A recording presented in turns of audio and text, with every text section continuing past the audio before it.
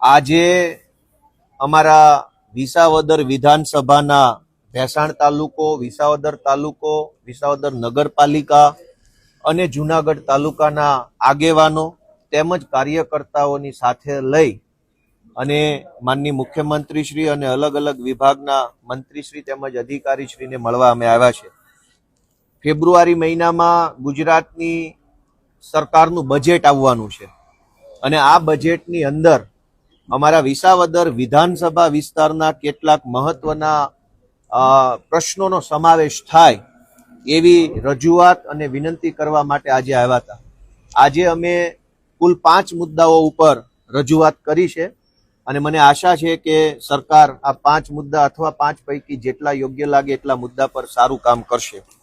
અમારો ભેસાણ તાલુકો છે એ ઔદ્યોગિક રીતે ખૂબ ધીમે ધીમે આગળ વધી રહ્યો છે. અમારા ભેસાણના વેપારીઓ, મહેનતુ, ઉદ્યોગ સાહસિકો ધીમે ધીમે ભેસાણને ઉદ્યોગની દિશામાં આગળ લઈ જઈ રહ્યા છે. ખેત ઓજારો બનાવવા, ઓઇલ મિલો, ચપ્પલ બનાવવાના કારખાના, સ્ટીલ મેન્યુફેક્ચરિંગ, ફૂડ પ્રોસેસિંગ, કાજુ પ્રોસેસિંગ યુનિટ, અમારા ભેસાણમાં ખૂબ એવા બધા કારખાનાઓ આવ્યા છે, પરંતુ એક જીઆઈડીસી નથી. આજે મેં માનનીય મુખ્યમંત્રીશ્રી, માનનીય ઉદ્યોગ મંત્રીશ્રી અને માનનીય નાણાં મંત્રીશ્રી ત્રણેયને રજૂઆત કરી છે કે અમારા ભેસાણમાં એક જીઆઈડીસીની જો સ્થાપના કરવામાં આવે તો વેપારીઓને ઇન્ફ્રાસ્ટ્રક્ચર, સરકારની સબસિડી, લોન, બીજી ત્રીજી પરમિશનોની બાબતમાં ખૂબ ફાયદો થાય તેમ છે.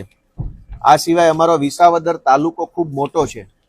ભેસાણની જીઆઈડીસી બાદ વિસાવદર તાલુકો અને વિસાવદર નગરપાલિકાના કુલ મળીને વર્ષે 4 થી 5 હજાર વિદ્યાર્થીઓ કોલેજ અથવા હાયર સેકન્ડરીમાં ભણે છે, પણ અમારા વિદ્યાર્થીઓ માટે લાઇબ્રેરીની કોઈ સુવિધા આખા વિસાવદર તાલુકામાં નથી.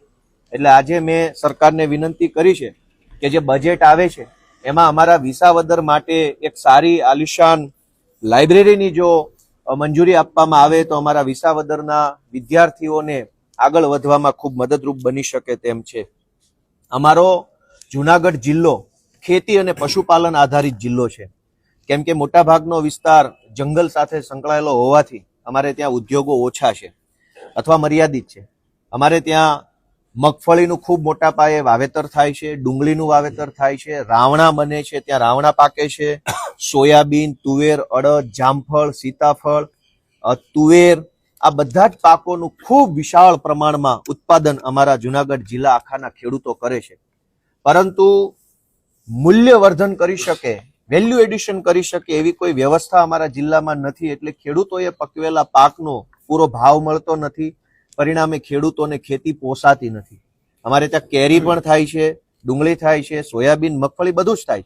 જો મગફળીનું તેલ કાઢી અને ત્યાં વેચી શકવાની વ્યવસ્થા ઊભી થાય, કેરીનો રસ બનાવી અથવા ડિહાઇડ્રેશન કરવાની વ્યવસ્થા ઊભી થાય, ડુંગળીનું ડિહાઇડ્રેશન કરવાની વ્યવસ્થા ઊભી થાય, સોયાબીનનું દૂધ કે સોયાબીનનું તેલ બનાવવાની વ્યવસ્થા ઊભી થાય, મિલ્ક પ્રોડક્ટ બનાવવાની વ્યવસ્થા ઊભી થાય, કોલ્ડ સ્ટોરેજો બને, સીડ ફાર્મિંગ થાય, આ બધી જો એગ્રો બેઝ ઇન્ડસ્ટ્રીઝની સ્થાપના જૂનાગઢમાં થાય તો ખાલી જૂનાગઢ જિલ્લામાંથી જ ખૂબ સારી રીતે ખેત પેદાશોનું પ્રોસેસિંગ કરી અને આખા ગુજરાતને સારામાં સારી ક્વોલિટીની વસ્તુઓ પૂરી પાડી શકાય એમ છે. આજે મેં રજૂઆત કરી છે કે અમારા જૂનાગઢ જિલ્લામાં food processing unit, cold storage, dairy plant, તેલની મિલ, સીડ પ્રોસેસિંગ, આ વગેરે પ્રકારના યુનિટ્સની સ્થાપના કરી અને ખેડૂતોએ પકવેલા પાકનું મૂલ્યવર્ધન એટલે કે વેલ્યુ એડિશન થાય એવી એગ્રો ઇન્ડસ્ટ્રીઝની સ્થાપના કરવા માટે બજેટની અંદર જોગવાઈ કરવામાં આવે એવી રજૂઆત કરી છે.